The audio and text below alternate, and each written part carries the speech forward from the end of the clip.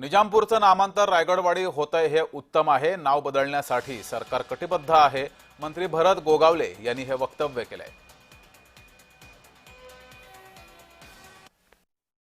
विधिमंडळ अधिवेशनाचं सूप वाजलेलं आहे, मात्र शेवटच्या दिवशीच इस्लामपूरचं नाव जे आहे ते ईश्वरपूर करण्याचा निर्णय जो आहे तो राज्य शासनाने घेतलाय। आपल्यासोबत भरत शेठ गोगावले आहेत। शेठ, इस्लामपूरचं नाव ईश्वरपूर करण्याचा निर्णय घेतलेला आहे। आपल्या रायगड मधलं देखील एका गावाचं नाव बदलण्यात आलेलं आहे।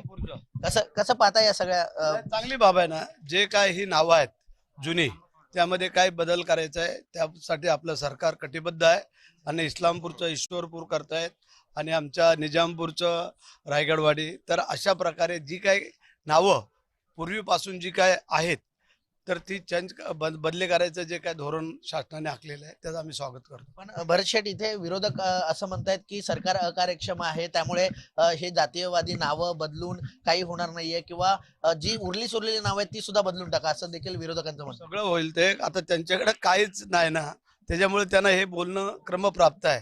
पण असू दे, त्याबद्दल काय नाही, त्यांनी त्यांचं काय बोलणं आहे ते बोलत राहावं, आम्ही आमचं काम करत राहू। आपण मंत्री आहात, मात्र मागील काल जो राडा झाला याच्यावरून विधान परिषदेत गोंधळ झालेला पाहायला मिळाला।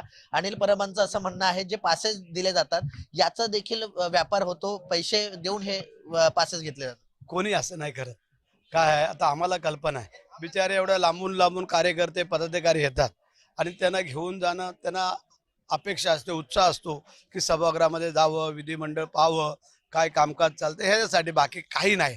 त्यामध्ये कसले कोण पासाचा व्यापार करणं चुकीचं बोलते। अनिल परब जे काही बोलत आहेत ते चुकीचं बोलत आहेत, अशा प्रकारची प्रतिक्रिया जी आहे ती मंत्री भरत शेठ गोगावले यांनी दिलेली आहे। व्हिडिओ जर्नलिस्ट स्वप्नील मोरेचा, कुणाल भोईटे, जय महाराष्ट्र न्यूज, विधान भवन, मुंबई।